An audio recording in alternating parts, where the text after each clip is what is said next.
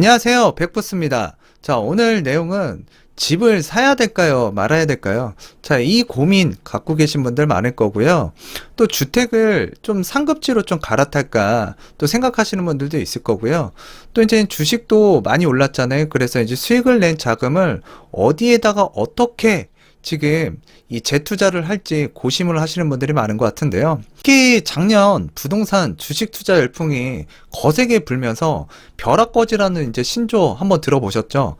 벼락부자의 이제 반대말로 지난해부터 재테크 열풍에서 소외된 이들의 자조 섞인 푸념에서 시작된 단어인데요. 이와는 다르게 시대적 흐름에 발맞춰서 빠르게 부동산 시장에 뛰어들었거나 주식 투자를 시작해서 투자를 하신 분들 같은 경우에는 수익을 실현하고 굉장히 큰 기쁨에 젖어 있는데요. 요즘 제 주변에서도 주식 투자로 돈을 벌었다라는 이야기 하고요. 아파트를 살았는데 얼마가 올라갔다. 자, 이런 얘기 저뿐만 아니라 여러분들 뭐 술자리나 아니면 뭐 직장, 동료, 그리고 이제 식사를 하시면서 한 번쯤 들어보셨을 거예요. 다른 생각하지 않고 꾸준히 저금만 해오신 분들 제 주변에도 있거든요. 자, 아파트 청약 받아서 내 집 마련하겠다.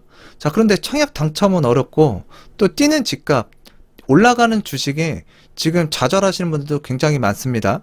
자, 그대로 이제 말 그대로 벼락거지가 됐다라고 이제 주변에서도 이제 심심치 않게 얘기를 하고 있는데요. 지금 순간에 어떤 선택을 하느냐에 따라서 결정을 하느냐에 따라서 단기적으로는 1년, 2년 뒤에, 중장기적으로는 5년, 10년 뒤에 상황이 달라질 수도 있습니다. 이와 같은 상황에서 지금 뭐 아파트를 사야 되나 아니면 뭐 주식을 사야 되나 이렇게 고민하시는 분들도 굉장히 많을 거예요. 또 이미 재테크로 수익을 내신 분들 같은 경우에도 재투자 어디에다가 어떻게 어떤 방식으로 할지 또 고심하는 분도 있고 타이밍을 또 재고 있는 분들도 있습니다. 이와 같은 사람들이 왜 움직이고 있을까? 단순하게 말씀드리면 경제적인 부를 이룩하기 위해서 남들보다 더 노력하고 뛰고 있는 거예요. 나름대로의 철학과 원칙을 세워서 자기만의 경제적인 자유, 그 자유를 얻기 위해서 움직이고 있는 건데요. 제가 주식 전문가는 아니지만 주식시장 한 15년 이상을 지켜봐온 결과 코스피 지수가 단기 조정 없이 계속 급등할 경우에는 상승 추세가 하락 추세로 이제 반전하기도 하고요. 또 더 높게 올라가기 위해서는 또 쉬어가는 타이밍도 분명히 필요합니다. 자, 부동산도 이제 시장이 급등한 상태죠. 자, 지금 들어가기에는 굉장히 큰 부담이 따를 수밖에 없는데요. 자, 이럴 때일수록 여러분이 신중하게 의사결정을 하셔야 될 것 같고, 최근에 이제 그 대책이 나오기 이전에 이 정부에서 공급 대책, 뭐 대대적으로 광고를 했었죠. 자, 그 내용을 보면서 어떤 내용이 나올까 굉장히 궁금하기도 했고요. 계속 상승만 하고 있는 이 부동산 가격 과연 잠재울 수 있는 내용이 담겨 있을까라고 생각을 했는데 중장기적으로는 정부에서 발표한 내용대로 계획대로만 된다 그러면 시장 안정화가 이루어질 수 있을 것 같아요. 그런데 단기적으로 지금 집값이 굉장히 불안하거든요. 특히 전월세 시장 굉장히 불안합니다. 이 단기적인 시장을 잡아낼 수 있는 정책, 묘수가 하나도 안 나왔다라는 게 저는 굉장히 우려스러웠고, 자, 이런 상태에서 최근 변 장관님께서 이런 얘기 하셨죠. 지금 집 사지 말고 기다려라.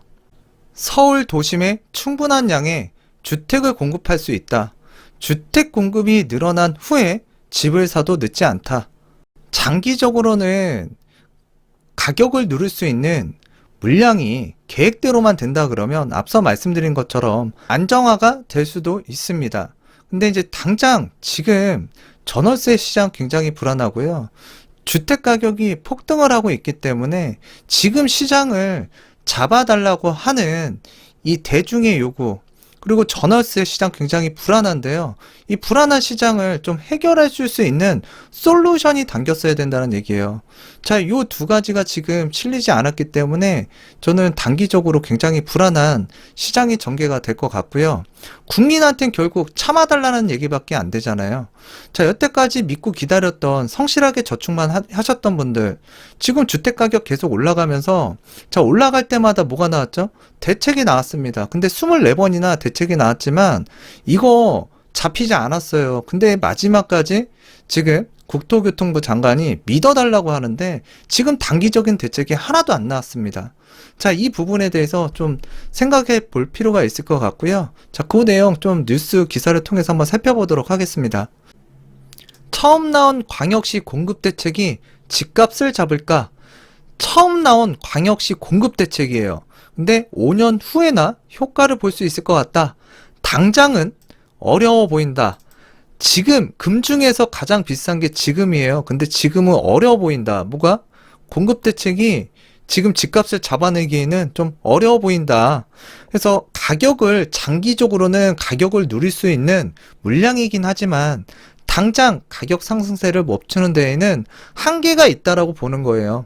신교원 건국대 부동산학과 교수님이 대구나 부산 등을 제외한 모든 지방에 상향한 용적률이 적용된 주택 수요층이 수도권만큼은 크지 않기 때문에 지방시장도 4, 5년 뒤 계획대로 주택 공급이 완료되면 자, 이에 따른 가격 하락 내지 조정이 있을 가능성이 크다면서도 단기적으로는 재개발 지역 토지 가격이 들썩이고 아파트 값도 현재 오름세를 유지할 것이라고 본다. 그러니까 단기적으로는 아무 의미가 없다. 그러니까 단기 대책이 빠졌다라는 걸 이걸 지금 집어내고 있는 거죠.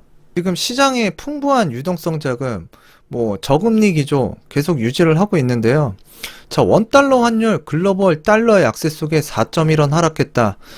미국에서 추가 부양책에 따른 시장 기대감에 글로벌 시장에서 달러가 이제 약세로 돌아서면서 원달러 환율로 하락세를 보였는데 조 바이든 미국 대통령의 대규모 부양책 통과가 공화당의 반대와 무관하게 속도를 낼 것으로 예상되면서 투자 심리는 다시 위험자산으로 이동하고 있다.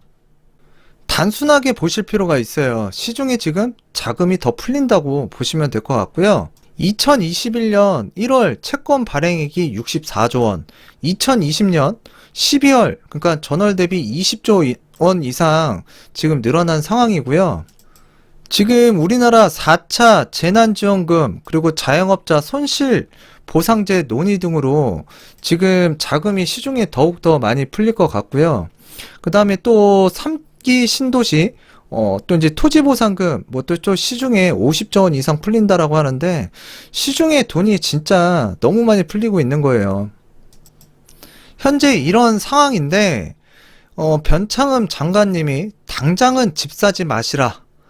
당장 집 사지 마라. 김현미 국토교통부 장관님도 집 사지 말라고 그렇게 얘기했던 것 같거든요. 지금 시중에는 자금이 지금 넘쳐날 것 같고 공급이 많이 되고 유통되는 화폐 정말 많아졌습니다. 자, 이런 화폐 자산 가치가 하락하고 있는데 지금 그걸 방어할 수 있는 수단으로서 대부분의 사람들이 이제 부동산, 자, 이런 것들을 많이 생각하고 있는 상황인데 지금 단기적인 대책이 또 안 나와 있잖아요. 그래서 더욱더 걱정되는 부분이고요. 이는 어디까지나 그냥 제가 느끼고 있는 개인적 견해라고 보시면 돼요. 그래서 요게 제 생각과 틀리다 그러면 여러분들께서 이제 계획한 거 생각한 대로 이제 밀고 나가시면 되는데 쉽사리 이 부동산 시장이 꺾일 것 같지만은 않다는 얘기를 하고 싶은 거예요. 물론 6월달 이제 두려운 다주택자들 종부세, 양도세, 또 이제 세제 개편이 많이 되고요. 공동주택 가격, 그리고 공시지가 이제 상승을 하기 때문에 세금 때문에 또 물건이 나올 수 있어요. 그래서 주택 매각, 그러니까 재산세나 종부세를 피하려고 자, 6월 이전에 이제 물건을 넘기려고 하는 그 주택들이 이제 나올 수 있는데 이제 보통 한 3월달, 4월달 정도의 물건이 나와야 잔금이 4월달, 5월 말까지는 칠 수 있겠죠. 그래서 제가 작년부터 말씀드렸던 게 올 3, 4월달 좀 이렇게 좀 가격이 약간 그래도 눌리면서 물건이 나오지 않을까라고 했는데 겨울에 가격이 너무 많이 올라갔어요. 그래서 또 최근 양도세 완화와 관련된 이야기도 나오면서 또 이제 정권 또 말기잖아요. 그리고 또 완화 이야기들을 굉장히 많이 하고 있고요. 서울시장 공약 후보자들 공약만 보더라도 지금 굉장히 기대감을 가질 수밖에 없잖아요. 왜? 집값이 더 상승할 것 같다라는 생각, 그 신호를 많이 주고 있기 때문에 그래요. 그리고 요번 겨울에 가격 많이 오른 거 다들 느끼고 계시죠? 자, 그래서 이번에 뭔가 내년에는 변화가 많을 것 같은데, 자, 이미 그 가격은 올랐고, 종부세, 재산세 올해만큼은 한번 내보고 견뎌볼까?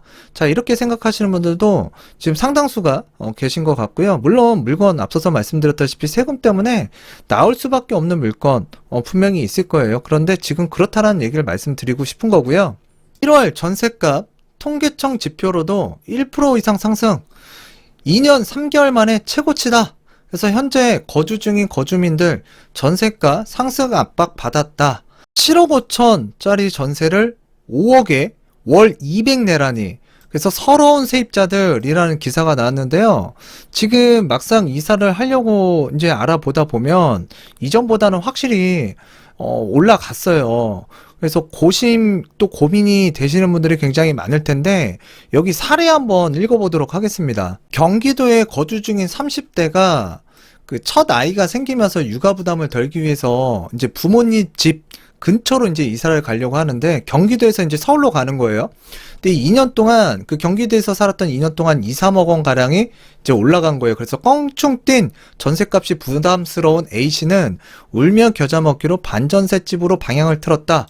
자, 그러니까 지금 이 보증금 충당이 안 되기 때문에 이제 월세 일부를 내는 걸로 이제 계약 체결해서 들어가는 거죠. 그래서 월세가 점차적으로 이제 늘어난다고는 하는데 지금 이런 식으로 늘어나고 있는 것 같아요.